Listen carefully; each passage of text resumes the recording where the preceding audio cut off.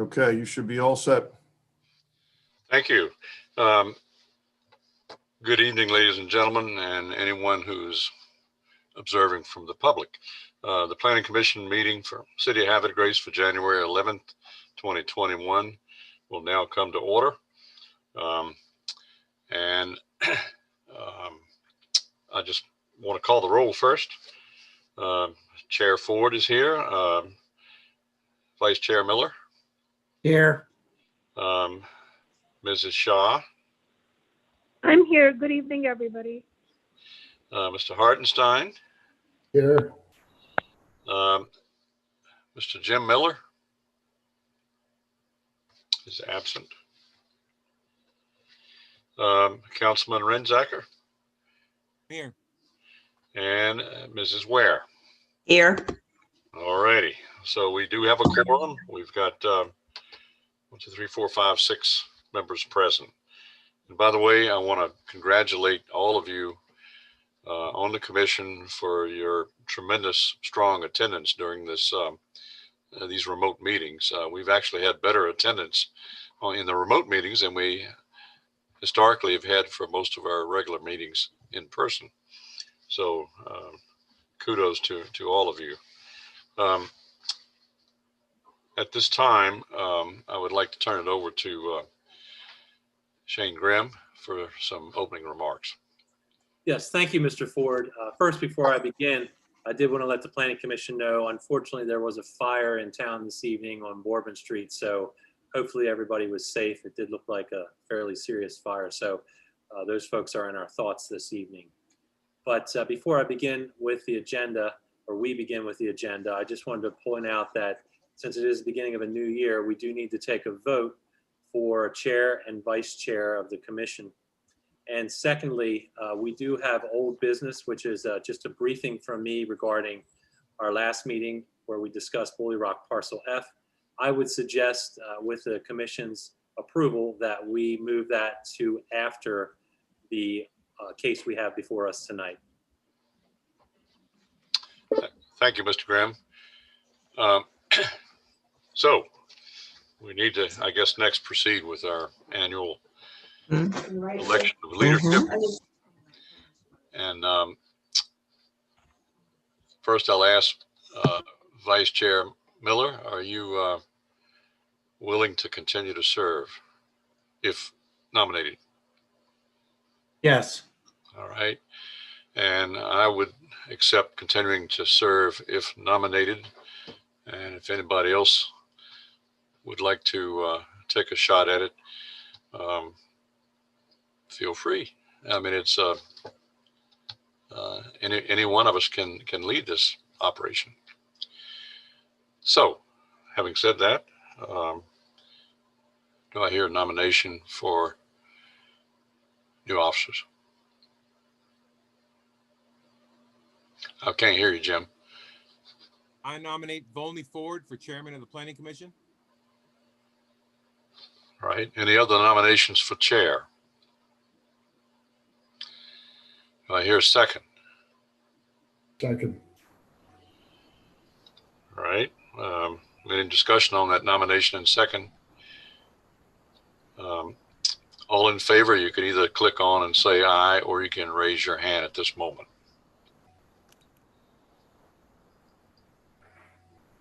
Aye. All right. Mrs. Shaw? Aye. All right. Then I guess I'm stuck with another term. So I do appreciate your confidence. I really do. Vice Chair, I hear a nomination for Vice Chair. I nominate Harry Miller for vice chair. Any other nominations? I hear a second on that. I'll second that. Any discussion? If none, all in favor, again, either open your mic or raise your hand. All right. So, Harry, congratulations for another term. Thank you. That's always an awkward thing for me to go through this little process every year. Okay. The first case and only actual case that we're going to hear tonight is building permit number 2021-0212.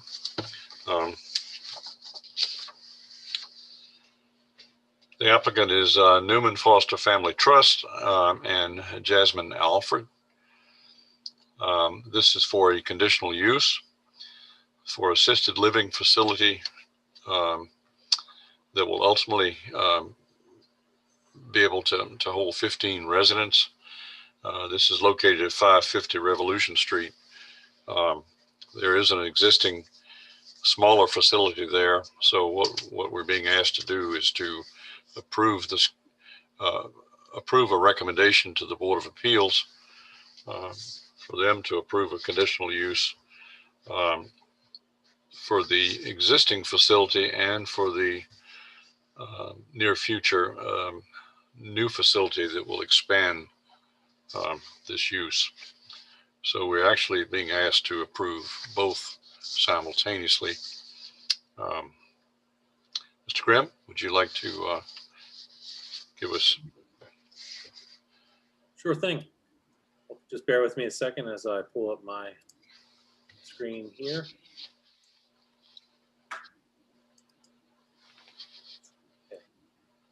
Okay, thank you, Mr. Ford, for the opportunity to present my staff report.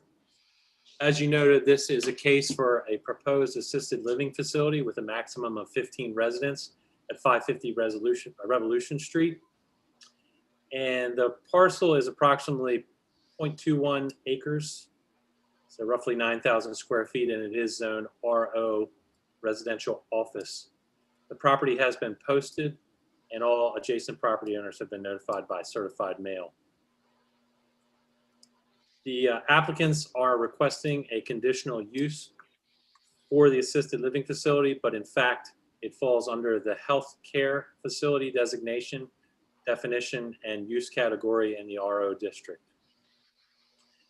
The property is at Revolution Street and Freedom Lane, and it is within the downtown mixed use designation of the city's land use plan and revitalization area number 3, and it is consistent with the comprehensive plan. It is also located in the National Register Historic District. There's an existing building on the property. It's approximately 2,500 square feet and 1 story that was constructed between 1990 and 2000.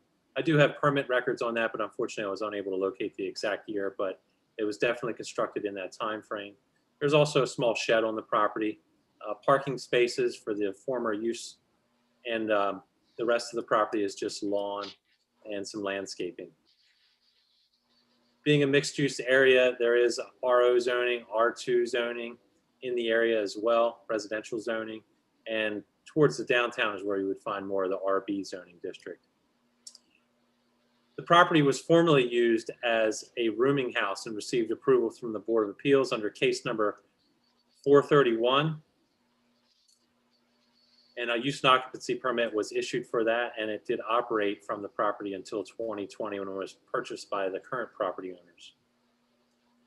One case that is relevant to this case is one that was approved in 2014 by the Board of Appeals for Always in Grace Assisted Living at 806 South Union Avenue. And that was approved by the Board of Appeals. And as you'll see in my staff report, while the board did act to approve that, it should be noted that they found that it was actually a use that was permitted by right. Now, I want to note that it is in a different zoning district, so it was not a conditional use. So the board should have remanded it back to the Planning Commission as it was a permitted use, and it's the purview of the Planning Commission to approve site plans. But nevertheless, they approved it, and that project moved forward. The reason why it's important is because there is no assisted living facility category in the city of Havre de Grace. However, since the board set the precedence with the fact that they called it a healthcare facility, that is why we're calling this project a healthcare facility as well. I went through all of the different items under section 25-16B, which are the items that the Board of Appeals must consider when reviewing a conditional use. I won't go through all those, but there was nothing in there that I found to be problematic in making the Department of Planning's position in the staff report. And with that being said, the department recommends approval of the assisted living facility, which will have 6 residents proposed in the existing facility and an additional 9, which will bring it to a total of 15 residents upon completion. And as I said, it's consistent with the zoning code, the comprehensive plan, and the RO district. It's a much needed use all throughout our region. And so it'll be a good addition to the city and a great reuse of the property. And I think it'll be better than the former use that was there, and I'm sure it will be run much better. The Department of Planning, as typical, has a number of conditions that are typical of most of these uses that we review regarding permits. And I'll just briefly go through those. The applicant must obtain all permits as usual, and they also must obtain all their state permits to operate the facility. I recommend that they reach out to the Harford County Health Department as soon as possible to see if there will be any county requirements. Typically, that has to do with food service and things like that, or kitchens and preparatory kitchens. So I suggest that they reach out to them sooner than later. Also, I am not sure if the proposed addition will require stormwater management, being that it's less than 5,000 square feet. And Mr. Whitty, Director of Public Works, can discuss that with the consultant when it is the appropriate time. Also, that we request that there be windows or other architectural treatments on the Revolution Street side so that it breaks up the facade, so it's not just a wall of siding. The Board of Appeals placed a similar condition on the project next door, the Habitat for Humanity. They required windows on the side there, and it looks rather nice now that that one is completed. Any proposed signage will have to meet Chapter 151, which is the sign code, and the subject property being a prominent gateway into the city. The exterior of the property should be routinely maintained, including landscaping and the grass, and there shouldn't be any materials allowed to accumulate on the property. I have no doubt or no reason to believe that they will, but we just want to note that because the property in the past has been somewhat let go, but we anticipate that it'll be well taken care of in the future. And for my recommendation, again, we do recommend approval of the site plan and the conditional use to the Board of Appeals. Mr. Ford, the only thing I will add is Ms. Catherine Bordone, an adjacent property owner, did send me some comments, and I did address them. However, would you like me to read her email into the record now, or would you like me to wait until after the applicants put on their case? Well, let's do it. Let's put her in line with anybody else that happens to want to come online and speak. We'll do it at the appropriate time. Thank you. That's what I thought. Yeah. Commissioners, do you have any questions of Mr. Grimm at this point? Yes, Harry Miller. So, I just want to clarify one thing. And, I read through all this, and thank you, Shane, for putting this together. So,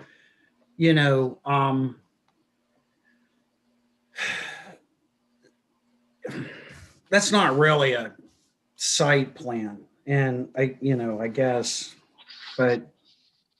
but we're being asked to look at conditional use and recommend or not a conditional use. And we're being asked to review and approve this site plan. Correct? Yes, I'm not sure I understand why you don't believe it's a site plan. It's a site plan that shows the existing improvements on the property and the parking. It's such a basic project. I'm not sure what else you would put on such a plan with an existing use. Okay, fair enough. It just looked like the cover page of a set of plans, that's all. But if that's all we need, then I'm cool with it. It's a good point. Thank you. Any other comments, questions from commissioners at this point? Okay, yes, I just have a quick question, Shane or Volney. yes. I see that there's a statement in the report that says that parking is sufficient for the, anyone who will use the facility. But what about the visitors? Would they have a place to park? Or is that not something that needs to be considered now, or would it be considered later?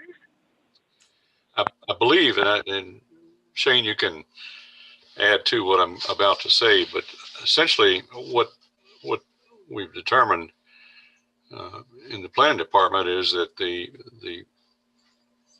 residents don't have vehicles.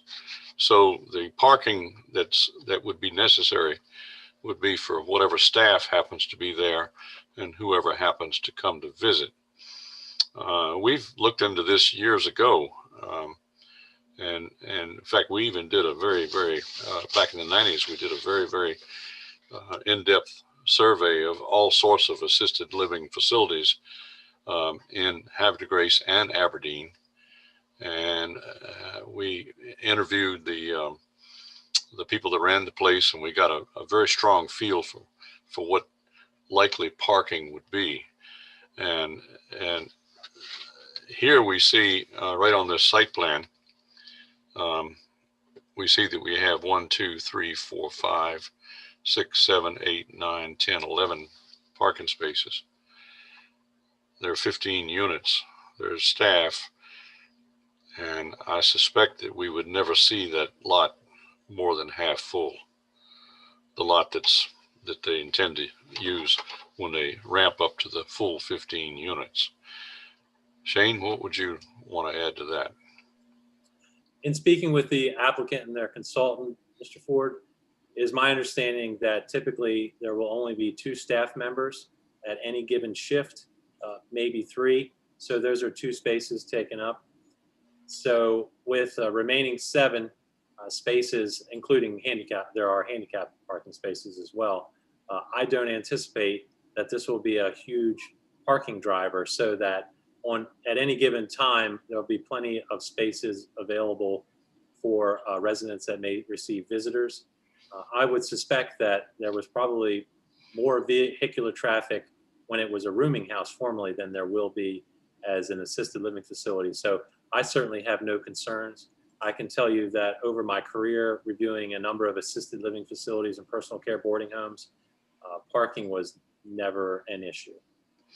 If memory serves me correctly, what we finally came up with back in the 90s was 1/2 space per room is what we came up with. And this certainly meets that criteria.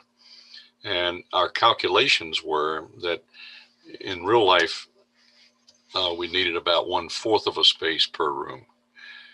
So we took it up to 1/2. And that has served us well ever since for this type of facilities. I think we're okay.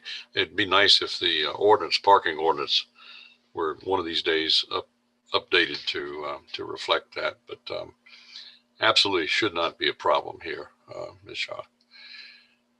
Mr. Ford, the parking ordinance is on my long list of things to update, and we will get to it someday. Yeah, that's fine.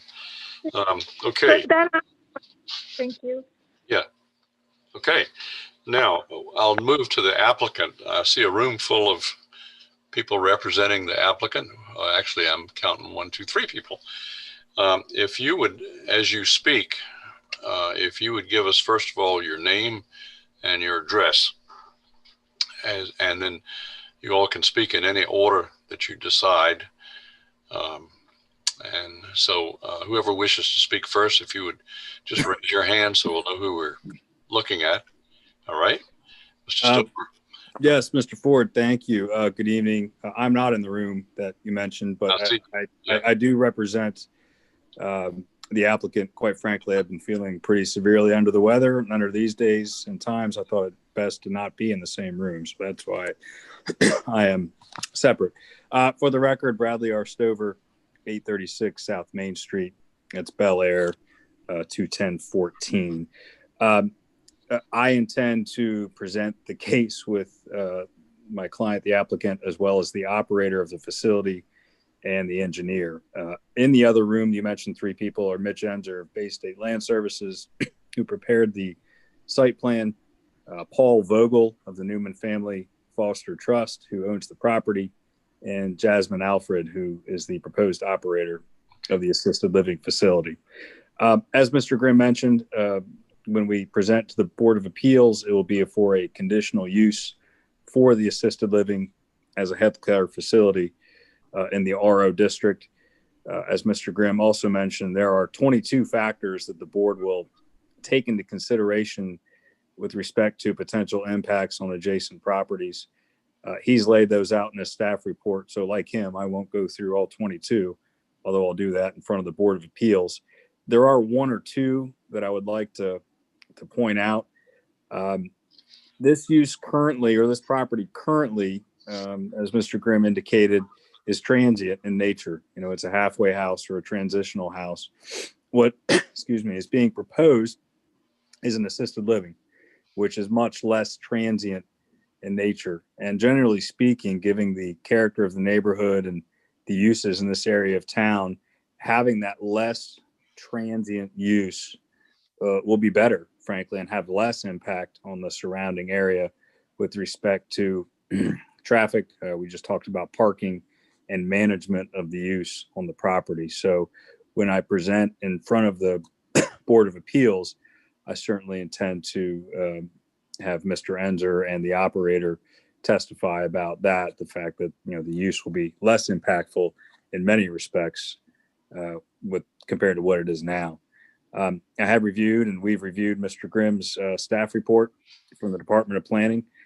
We find it to be accurate, and the conditions, proposed conditions of approval, appropriate and in line with what would satisfy, again, those 22 factors that the Board of Appeals must consider.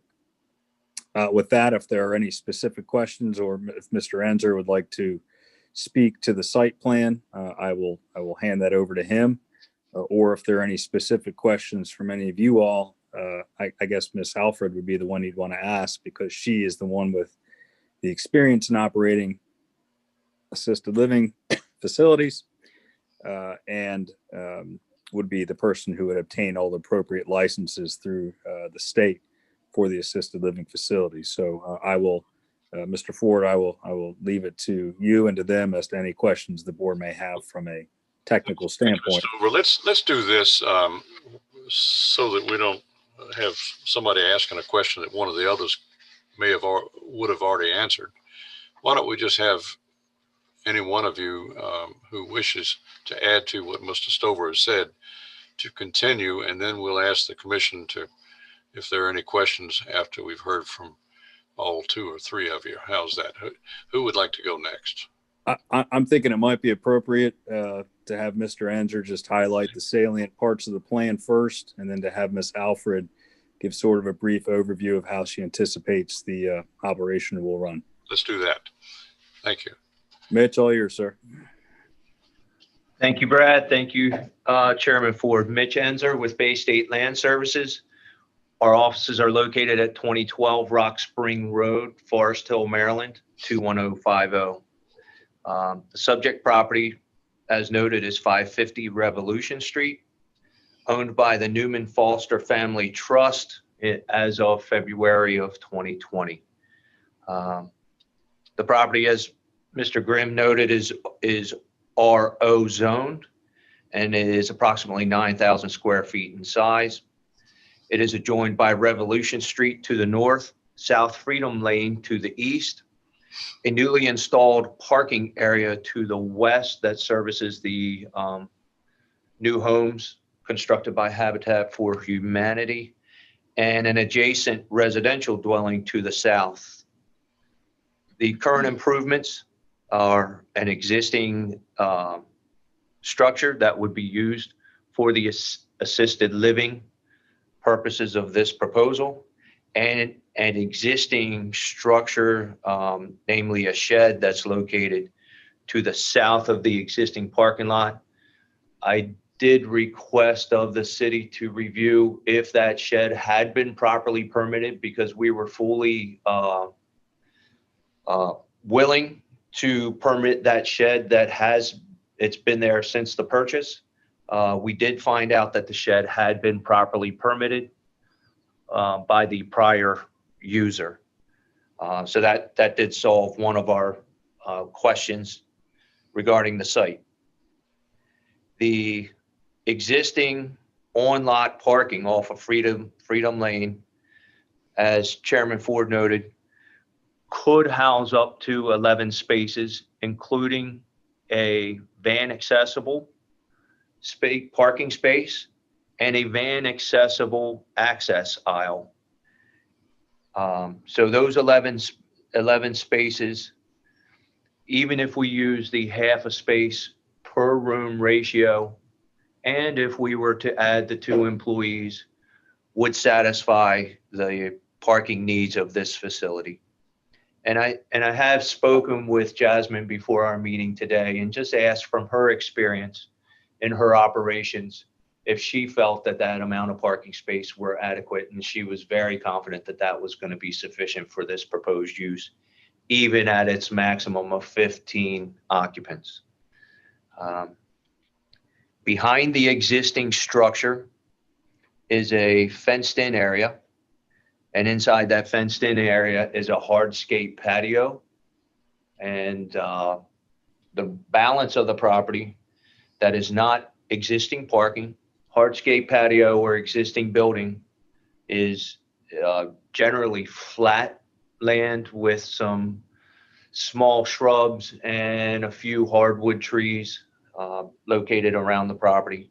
I did see that Mr. Grimm would expect and require a landscaping plan for the project, and we would be happy to satisfy that condition to one, enhance the streetscape as mentioned along Revolution Street, and to make hopefully keep some street trees in there to offer some thermal protection to the parking lot area and reduce the heat that comes off of the parking. As noted in the staff report, the general surroundings of the proposed property or the proposed improvement are residential dwellings, retail and personal service uses, a vehicle repair shop, and an institutional use in the form of a church across on the other side of Revolution Street. The proposed addition is approximately 1,603 square feet, and it would allow for the additional 9 proposed assisted living residents. The addition would be 52 feet parallel to Revolution Street and 32 feet deep running along the South Freedom Lane frontage of the property. It would allow the parking area to remain intact and fully provide those 11 spaces that we are providing for off-street parking. The addition is approximately 3.5 feet from all existing property lines.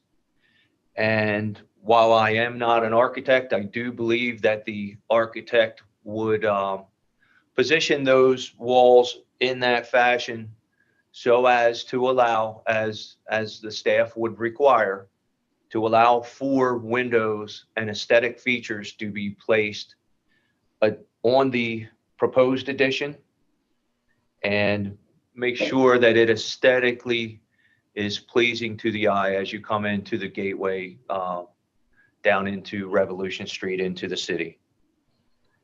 The site is served by public water and sewer. And as Mr. Grimm noted, and I'd be happy to check with Director Whitty on this, but I do believe that the 1,603 square foot addition would meet the requirements for an exemption from stormwater management. But I will be reviewing that with Mr. Whitty should the proposal be approved. We do expect, as far as staff, that there would be 2 staffing folks on call during our largest shift, probably down to possibly 1 overnight. And I will let Jasmine speak to any other questions that the staff, city staff or planning commission have regarding the operations of the facility. So with that, that concludes my portion. I hope I answered any questions you may have. And if you do have any additional questions, I'd like to answer those now before we move on to the operations. Thank you very much. I do want to correct one thing for the record. I think back in the beginning, you misspoke when you said about the parking ratio. I think you said a half a room per space. It's actually a half a space per room. There you go. Well, I'll go with that definition because I think the math works better. Yeah. And so thank you, Chairman Bone. Even though I mentioned, suggested earlier that we hear from all three of you before taking questions, I think since we've just heard from two of you on the technical matters, before we go into Mrs. Alfred's presentation, I think at this point, I will entertain questions from the commission. And also I want to recognize that Mr. Jim Miller has come online here. Now, I'm not sure exactly how to handle when somebody joins us midway through the presentation when they haven't heard the testimony in the earlier part of the presentation. What I may have to do in this case, so that we stay on the right side of things, is ask Mr. Jim Miller to not vote because he hasn't heard the beginning part of this thing. So when we get into the voting thing, we'll have to basically excuse him from the vote. And I think that's the fair thing to do. Now, any questions? Yes, Mr. Miller. I was listening to the whole conversation online. I had trouble getting on, Okay. and I've been on, and I finally was able to get my face to show up at the meeting. But I've been on since the beginning. If you've been auditing this proceeding the whole time, then you're certainly entitled to vote. That's good. Thank you for telling us that. Yeah, there's some issues we need to discuss offline once this is all done. It doesn't affect the current thing, but there were issues I came up with. All right. Very good. When you say offline, you mean after this case, or you mean not in? Yeah. Not in a public. Yeah, after the case, there were things that I discovered about this process that we're going through that are not correct, and okay. They need to be addressed. Sure. Well, we'll just take that There's up. nothing to do with the current case. Okay, we'll take that up at the towards the end of this meeting then. All right, Mr. Grimm. I would just suggest that you ask Mr. Stover that if he finds it okay if Mr. Jim Miller votes, because I agree with you that initially you said he shouldn't vote, but I have no doubt that Mr. Miller was listening to the whole conversation. But just in a matter of fairness, I suggest that Mr. Stover bless that he's okay with Mr. Miller voting on this. Mr. Stover? I have absolutely no reason to disbelieve what Mr. Miller said, so we would certainly have no objection to him participating in the vote this evening. Very good. Thank you. Commissioners, do you have any questions? Yes, Harry Miller. All right. So the first question I got is, given this limited site plan, I'm not quite understanding why this has a Revolution Street address when it appears at the front of the buildings on Freedom. And it also appears then that, unless you're proposing on making a front door on Revolution, which can't tell from this at all, I don't know why this has a Revolution address and not a Freedom address. Mr. Grimm, that's right in your department. Tell us what you think. I think that it's been addressed that when there was probably a residence there many years ago, and that's what it's always been. It is the original permit for the rooming house was under that address, so that's what it is. Well, if you guys are okay with it, I'm okay. So the next thing I was going to ask about was, given the and I realize that attachment 3 is a representation, and probably not highly accurate. And I realized that, in the report that it said that, that there is like no setback, and it appears like no setback on the west side of attachment 3. But, if the lines are somewhat accurate, it looks like, and I know they said it'd be 3 foot, like 3 foot off the property line, maybe even 3'7", but that's not what it looks like from this. And I know it's not very accurate, but so this site plan, we're approving so I know the existing building is probably grandfathered in, but apparently we're, I'm not exactly sure what's accurate here, but it looks like we'd be approving the addition to go right on a property line or very, very close to it up front, which is also looking like maybe a back of a building. So I don't know how the other commissioners feel about that. And then the applicant said about landscaping on Revolution, and I don't know how we can make them landscape if it's not on their property. Unless we're talking about the only landscaping they'll do is in that 3'7" buffer, if that's even a 3'7" buffer to the property line. So those were the comments that I had originally. Mr. Graham? Yes, just to address Mr. Miller's comments, the rooming house did not have required setbacks, nor does the assisted living facility or healthcare facility. There are no designated setbacks in the code for that. The site plan that was provided by the applicant showing the proposed addition does show a 3'7" setback.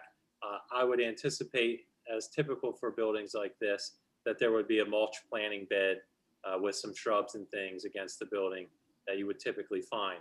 Now, while I'm not suggesting or requiring this, should the applicants decide that they would like to plant some trees or whatever, certainly I would broach that subject with Department of Public Works, and they could plant that in the right of way. That's not an issue. But and again, I'm not suggesting that they have to plant trees or anything like that. We just want to see a very minor, limited landscaping plan for the property. But the setback based on the site plan is 3 feet 7 inches. Thank you, Shane.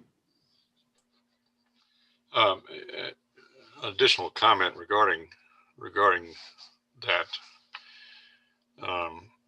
The blue lines that are drawn on attachment 3 are obviously just there to give us an indication of where this property is and where the property lines are. I don't even think they're meant to be accurate. I think the site plan on the next page clearly shows the space between the city right of way and the buildings. Now, the other thing is the existing long, narrow building that's there is shown as pulled pretty much up to the property line. Now, I don't know how long ago that building was built, but the building codes are what weigh in on that. And whenever you zero a building in the code today, it has to have a rated wall, so that if a fire breaks out in the building, or a fire breaks out in an adjacent building, it doesn't burn through quickly. And it doesn't matter whether the adjacent property has no building up against that same property line. You still have to either have a certain setback, or you have to put a rated wall in. Now, if this building, since it exists, it's grandfathered in that respect as far as the code's concerned. I don't see any, from a fire code standpoint, I don't see any other vulnerabilities with the new structure, because it's up against public way on both sides and its own parking lot. So really the only one that would be affected from a zero standpoint would be the existing facility, which, as I say, code wise is grandfathered. Mr. Graham, do you agree Agree with that? I agree with that, Mr. Ford. I should admit that the building code is not my area of expertise. Right. But typically, when you have a structure that close to a property line, it limits the amount of openings that you can have, windows, doors, and the like. And also, just to your point about the lines on the GIS map that I create, and just for all future reference, GIS lines are never considered to be survey accurate, especially on older parcels. Newer parcels are tied into a coordinate system, but they're only for reference. And especially when you have an aerial photograph that's overlaid over those cadastral data, when those GIS folks put that aerial data in, they have to stretch those things sometimes. So you can't rely on them for anything definitive. It's more of a just a reference. Yeah, the camera in the airplane is never directly overhead. That's It correct. all has to be tweaked. And the curvature of the earth. So. Yep. Okay. Any other questions about the technical aspects of this application before we go to the operational aspects? None? Okay. Mrs. Alfred, do you have anything that you wish to tell the commission? Hi, Happy New Year to everyone. How are you guys? Same. Same My to you. name is Hi, my name is Jasmine Alfred. I currently am an owner of 4 assisted livings in Baltimore City. So of course it's a little different when you come out to the county. I currently have a 4-bed, 7-bed, 8-bed, and 15-bed community. So my goal was to come out here to Harford County. I've been doing research, a lot of research, and I found that Harford County was lacking assisted living. And I heard that it was an up and coming opportunity. So I just reached out to Paul and his wife and, was afforded the opportunity. My goal is to revamp the area and be able to really, because prior, I did go prior and it was more of a rehabilitation. My field is Alzheimer's dementia for the 65 and older population. So you guys would not have to worry about the things that was happening prior. Thank you. Questions from the commission? No? Okay, at this point, if there's anyone in the general public involved in this that would like to express any comments or ask any questions. Yeah, Mr. Ford, let me get those folks admitted. Bear with me just a moment. Jeff, before you do that, I think what I'll do, Mr. Ford, if it's okay, I will read the comments. Read the letter? Yes, I'll read the email. If you just bear with me Okay. just a second, I'll bring that email up. So this is from Miss Kathy Bordone, who lives right behind the property at 514 Freedom Lane. And she writes, "Thank you for considering my questions. I reside at 514 Freedom Lane, Havre de Grace, Maryland. My property adjoins the southern border of the property at 550 Revolution Street. I enjoy being a resident of Havre de Grace and am invested in the community here. My concerns are for the health, safety, and general well-being of myself and my neighbors. I wish to protect and continue the peaceful enjoyment of my property. Below are some comments and questions that I have compiled after studying Mr. Grimm's staff report and reviewing the City of Havre de Grace's comprehensive plan. First, traffic along Freedom Lane is limited to one lane, approximately 14 feet wide. Delivery trucks such as FedEx, UPS, etc., fill the entire lane. What considerations have been given to the impact on residents along Freedom Lane when emergency vehicles are required for patients residing at 550 Revolution or when visitors, staff, parking spaces are filled? Would a traffic study be appropriate? Second, how will sight distance for vehicle ingress egress at Freedom Lane be affected by the proposed expansion along Revolution Street? Traffic is swift along there, and the current field of vision is often challenging to judge and dangerous to navigate. Regarding the proposed facility, since it will be in the National Register Historic District, are there architectural drawings that show the intended appearance of the exterior? Where will supplies such as oxygen tanks and toxic waste be stored, disposed? Currently, trash, construction materials are disposed of in a dumpster in the parking area. Where will regular trash be deposited when the facility is operational? To protect the residential quality and character of my property, I would like to request that a privacy stockade fence or vegetation trees be put in place along the shared property line by the facility's owners, and that all the lights for the facility and parking area be directed away from the property. Lastly, will a sign be posted on 550 Revolution Street announcing the Board of Appeals meeting of 1/21/21? So, Mr. Ford, I'll just go through these real quick. I will let you know that I did have several conversations with Ms. Bordone, and I did speak with her. She sent this email at 4:14, and I did address some of these questions with her directly before the meeting. First and foremost, yes, the property was posted for the Board of Appeals meeting. I will go back out there in case the sign came back down, and we will repost the property. But I do have some pictures documenting that we did post the property. With respect to traffic, this would not rise to the level of requiring a traffic study. The number of trips that typically generate a traffic study are 250 trips, and this would not generate 250 average daily trips. I do agree that traffic along Freedom Lane is limited because of the width. We did discuss the possibility of her asking the commission if they would impose a restriction that all delivery trucks for the facility make their deliveries on Revolution Street.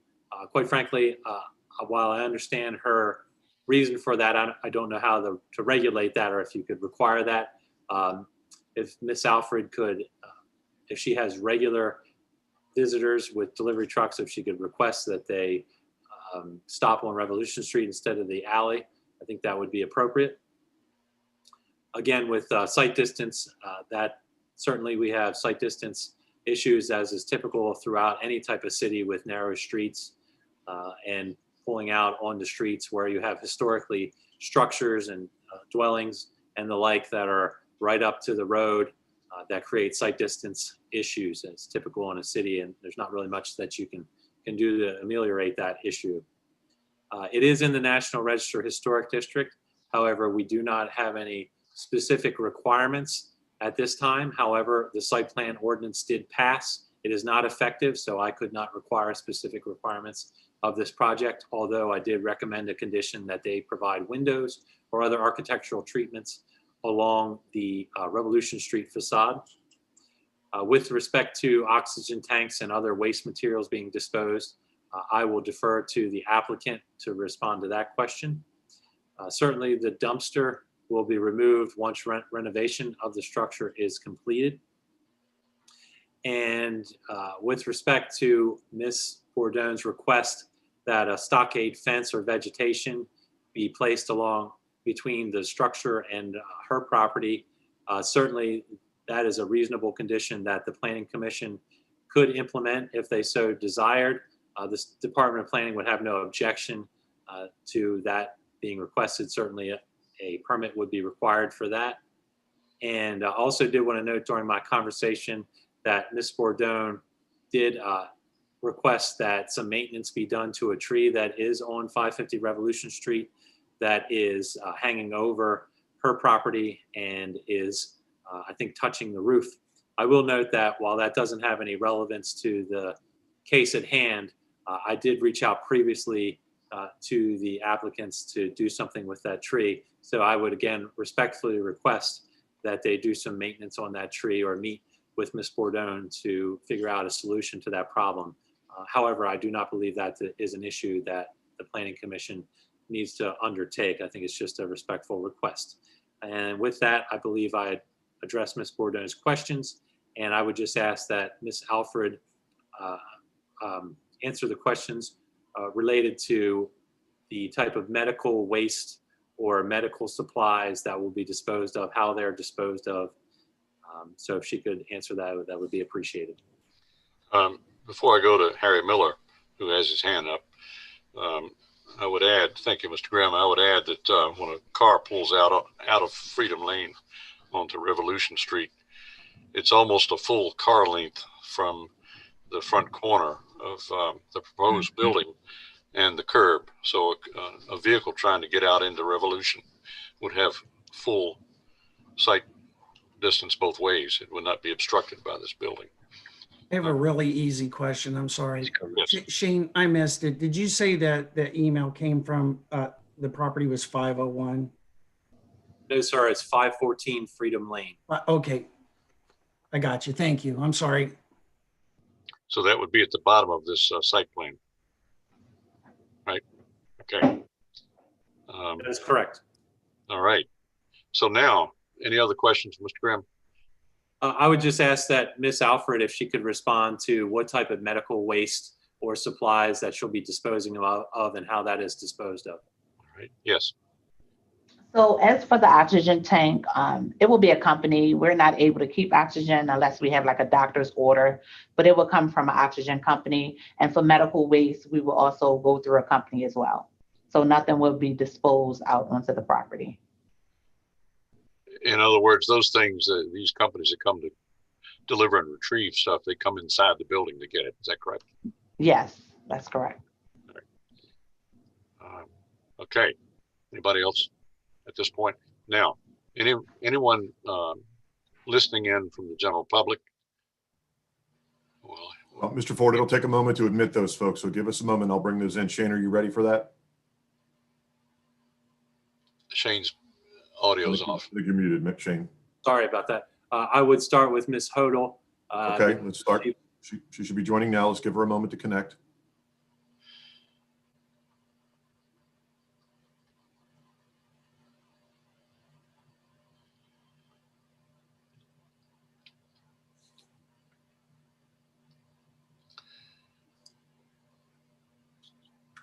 Okay, Mrs. Hodel is muted, so we'll wait for her to unmute.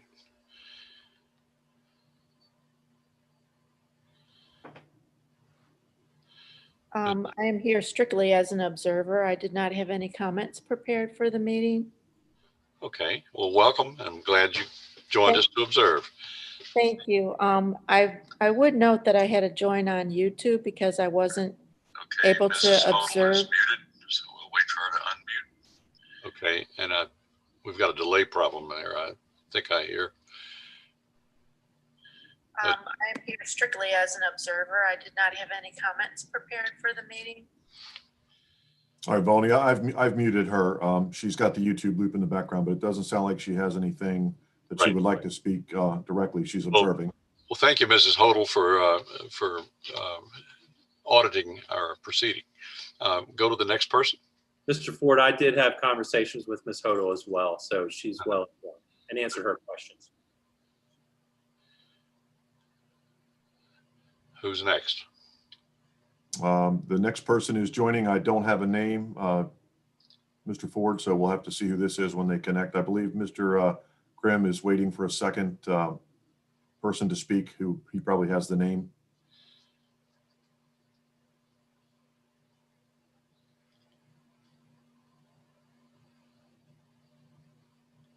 Just standing by for them to join in. It's attempting to join.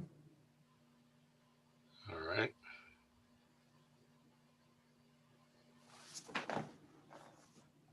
I still do not see that they are joining the session. So if you'd like to continue, I'll interrupt at any point if I see they're making a connection. Is there any other persons? That's the last one in the waiting room, sir. That was the last one. So you had two in the waiting room. Correct. Okay. Well, just give us a little heads up if this person does come on. Will do, sir. Thank you. Okay.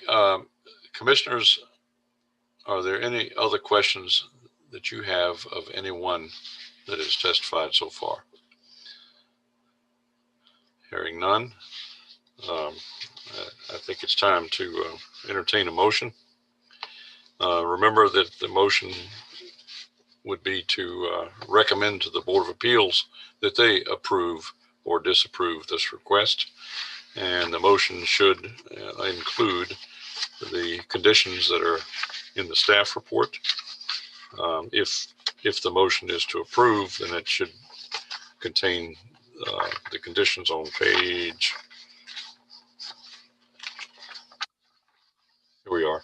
There are 7 conditions that the planning department listed as recommendations and or suggested conditions. And if you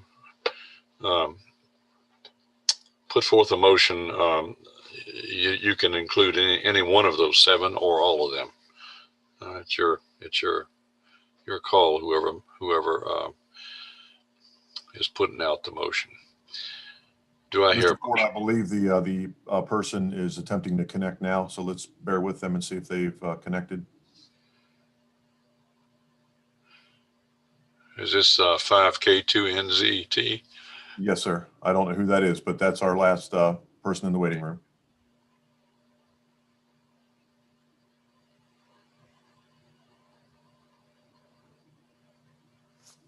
And there is a delay they have to work through if they're watching on YouTube before they come in live. Now, how do we get them off of YouTube so we don't have that double talk? Well, unfortunately, until they connect, we really can't communicate to them directly. So, and Mr. Grimm does forward that in the information in the email that when they join the session to disconnect the YouTube. Jeff, is this the 370 number? This is not. That number disappeared. This is the other applicant that was in there waiting. So it could be the same person. I don't know. Okay, so the number that we have now, is it the 443, I think 700, something like that? No, there is no other waiting, no one else in the waiting room, just this 5K2 that's attempting to connect and is connected but not unmuted. Okay. Oh, so they're not, the 5K2 is not calling in. Correct. This looks to be a connection. Okay. I've sent the request to unmute, just waiting for that to occur. That may well be Ms. Bordone, who I read the comments for. So if they're not attempting to speak, then I think we should move forward. Okay. All right. Mr. Ford, I'm sorry, may I also, right, when you make your motion, as you recall from past cases, the motion needs to be for recommendation of the conditional use, but because the Board of Appeals does not have the authority to approve a site plan, the site plan is approved by the Planning Commission.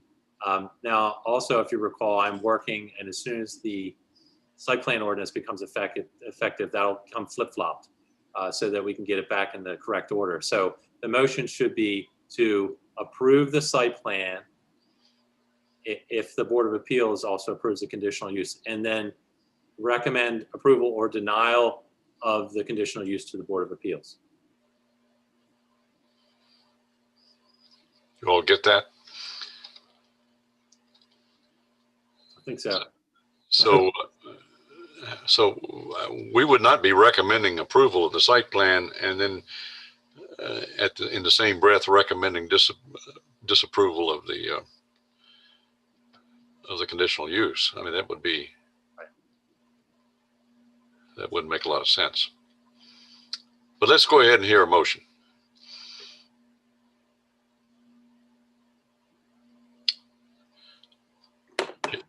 The chair can't move, so it has to be one of you.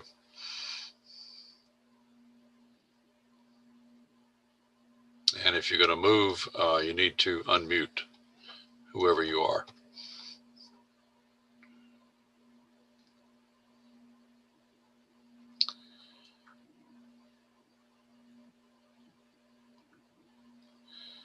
I'll move that I'll move that we accept the request as filed, subject to inclusion of the recommendations and conditions from the planning department. So your motion is to recommend Approve. the Board of Appeals approve the conditional use? Is that what you're saying? Yes. And are you going to also include that the Planning Commission approve the site plan if the Board of Appeals? Yes. I just want to make sure I understand what you're saying. Yes and yes. Okay. So we have a motion on the floor that the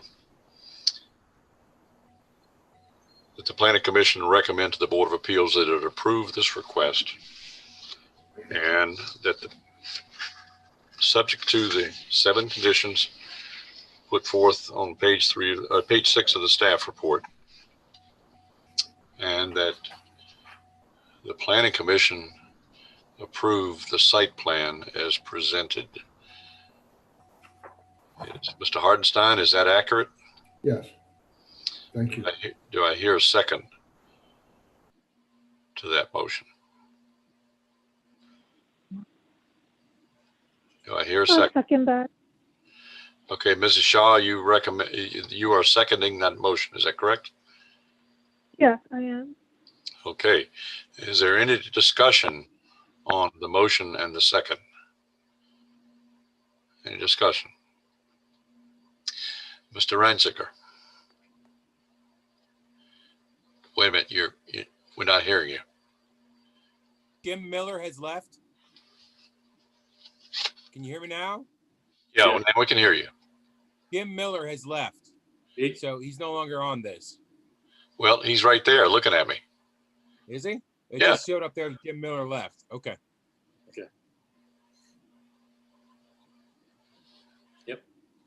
Okay. So any other discussion on the motion and the second? Okay, hearing none, I'm going to call the roll.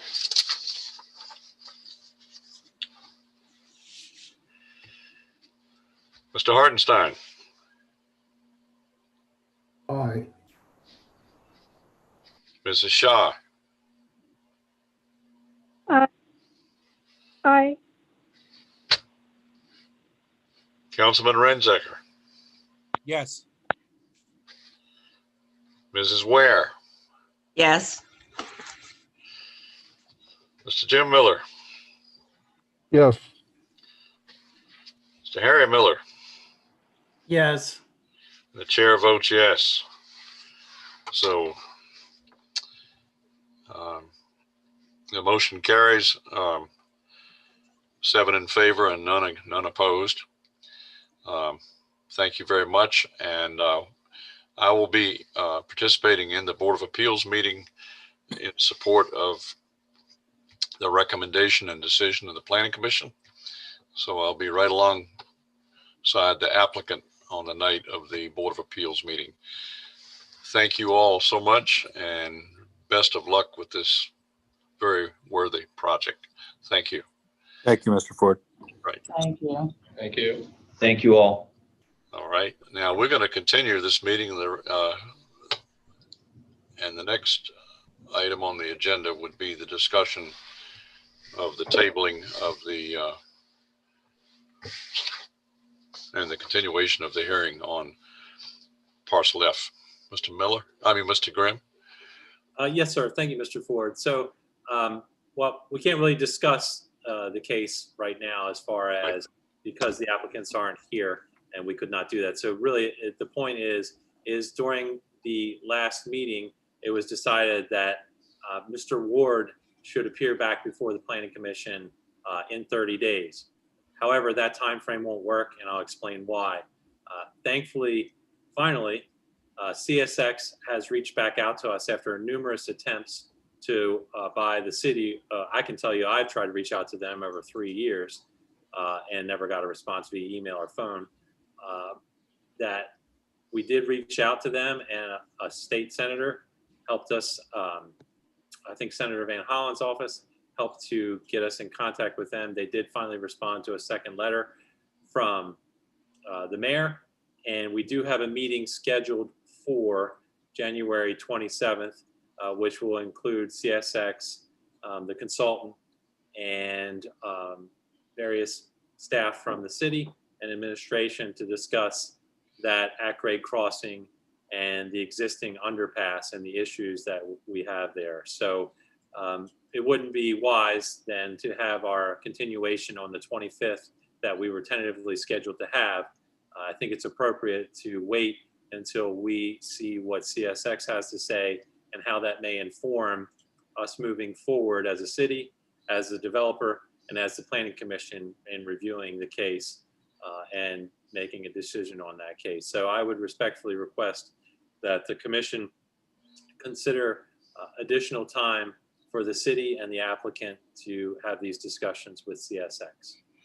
Thank you, Mr. Graham. At that last meeting, we set a time frame of 30 days, I believe. Is that correct? That is correct, sir. Would it be, we're not exactly sure when we're going to schedule that meeting, but would it be appropriate if we voted to change that to 60 days? I think it would be appropriate, and then if there needed to be an additional extension, we will handle that at a later date. But I think 60 days would be an appropriate timeframe. I hear a motion that we extend the 30-day tabling to 60 days in this case. I'll move. Second?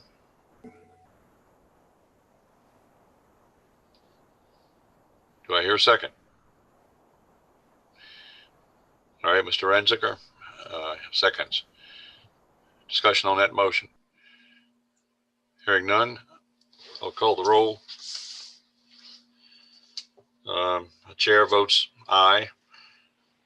Mr. Harry Miller, Yes. Mrs. Shaw, Aye. Mr. Hartenstein,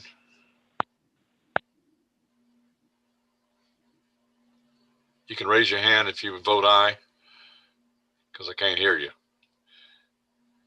Mr. Hartenstein, Oh, you Aye. vote aye. Thank you. Mr. Jim Miller,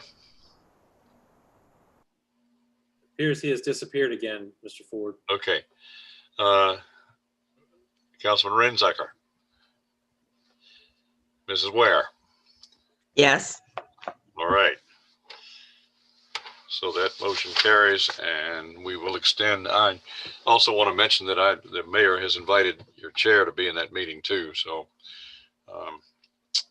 it doesn't constitute an off the table meeting of the planning commission because it's just one of us going to be there. So it's we're not violating any rules on that. And everybody, as if you saw in your package that I dropped off to all of you, there is materials in there that the applicant's consultant, Bob Ward's consultant, asked me to provide all of you. So there's a lot of documents in there, I think deeds and other information in a letter from the applicant's consultant in there as well. So if you get a chance, take a look at that. But we're very hopeful that we'll have fruitful discussions with CSX on the 27th, and maybe they may lead to additional discussions, but I think it's good that we finally have heard from them and they're willing to discuss with us. So we'll see where that goes. And I'll report back to you all as to what the next steps will be. Mr. Ford, it appears that Mr. Jim Miller is back on, and I know he had some things to say, so. All right. So we're going to go to Jim Miller, and Jim, you're on, and this is your show at this moment.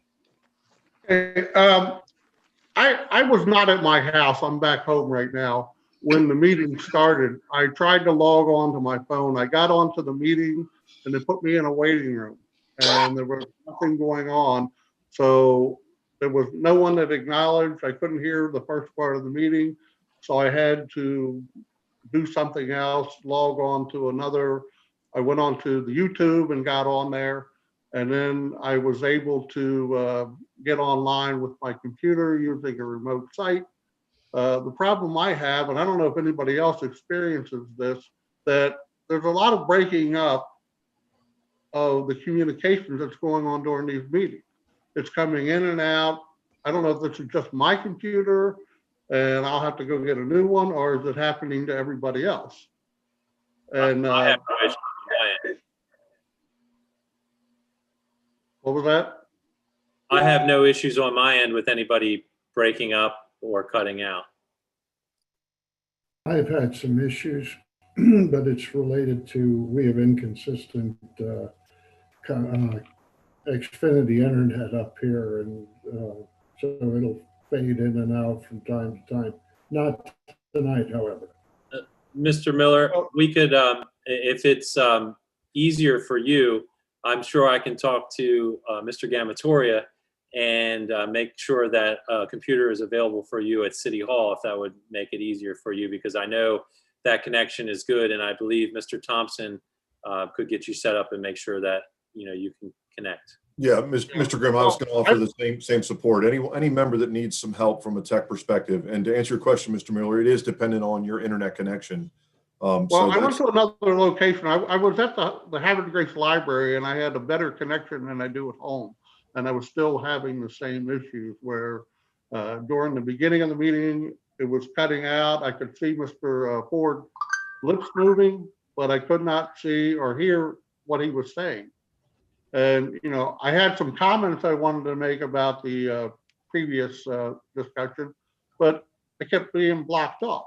And what I would like to see happen is we move back to City Hall, like the city council has a meeting in there. There's 6 of those people and 1 mayor and the director of administration. So there's 8 people that sit in there, and the directors come in one at a time, which we could do the same thing with our applicants. And the last meeting I watched online, there were heads in the audience, so we could still do these meetings at City Hall and where we could all be in the same room and have an open discussion and not have to rely on our internet access.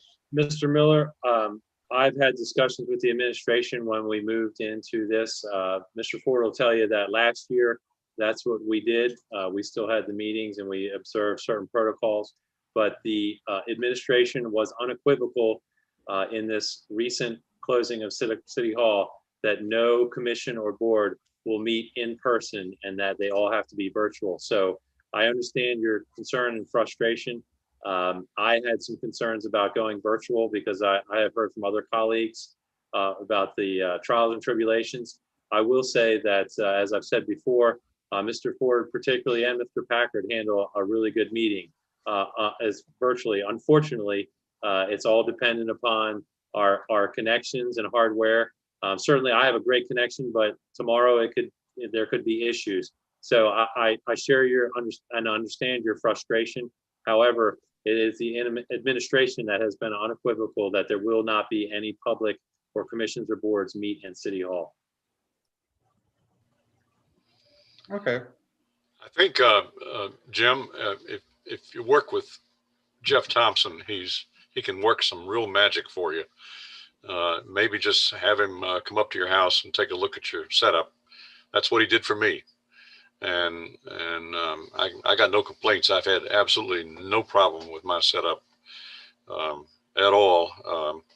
I do have problem with when I go in to get my makeup put on right before the TV show.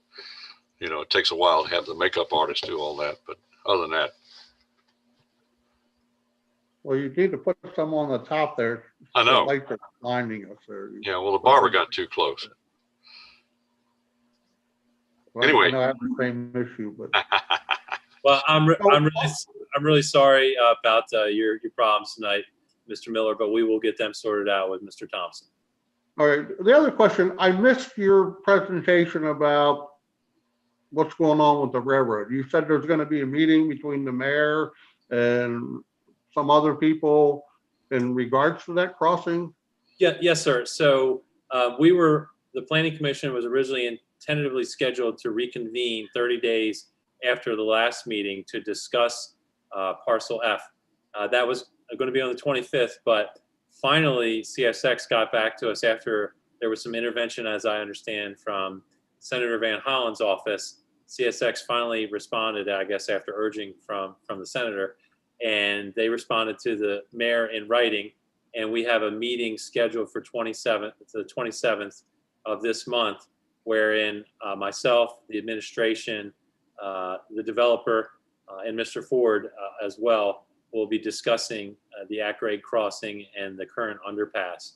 And that will inform how we're going to move forward as a city, the developer, how they intend to move forward, and ultimately will inform how the Planning Commission will render their decision and any conditions on that site plan. Okay. According to Robert's Rules of Order, we should have had a motion to extend the table of the motion. You did do that? Yeah, we did. We did when you were offline a little while ago. Okay. We extended it another 30 days. And we did it tonight. Okay. Yeah. Okay. Is there any other business for the? How about elections of officers? That's due in January. We did that. We did that too. You're now the chair. I don't have a problem with that. I know how to run a meeting. No, we did. We had to do that first thing. We had an election of officers. We did. Okay. All right. Or election of chair and vice chair, I should say. Okay, anybody else have anything? All right, do I hear a motion that we adjourn? All right, Mrs. Ware says she moves that we adjourn. Second? I'll second it. All right, thank you and good night. Hey, Jeff, I'll take you up on that offer. I'll give you a call or you can call me. No problem, sir. Reach out to me offline. We'll connect up. Okay. Thank you.